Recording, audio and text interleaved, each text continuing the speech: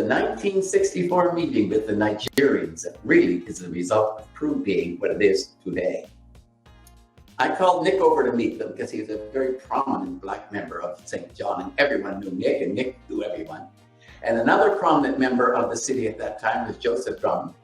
Another one was Fred Hodges. These were very prominent.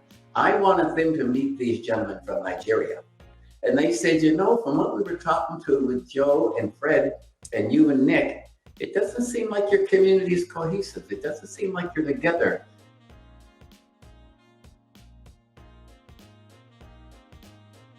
So we formed a little organization, Nick and I did, Provincial Resources of Black Energy.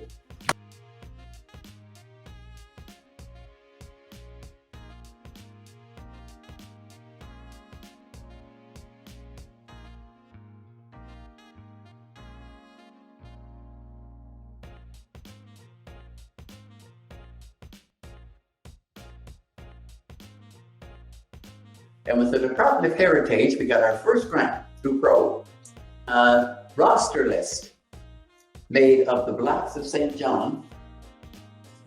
We were so pleased with the way PRUDE was going. We were approached again. Now, we didn't do this on our own. We were approached again by one of the ministers at the church.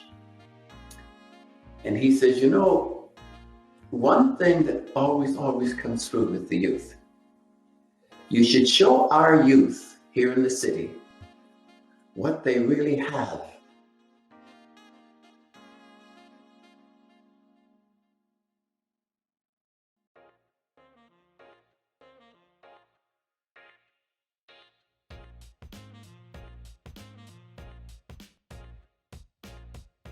So Nick and I got together again. We filled out another grant.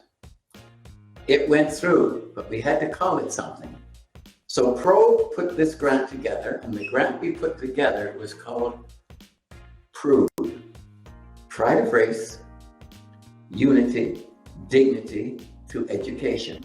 And Nick and I said about 2 weeks later, you know, that project was so successful. Why don't we turn the project into the organization?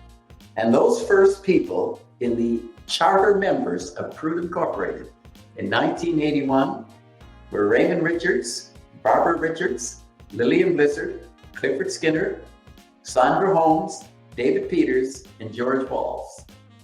And they were the first initial organized members of PRUDE Incorporated, the charter members.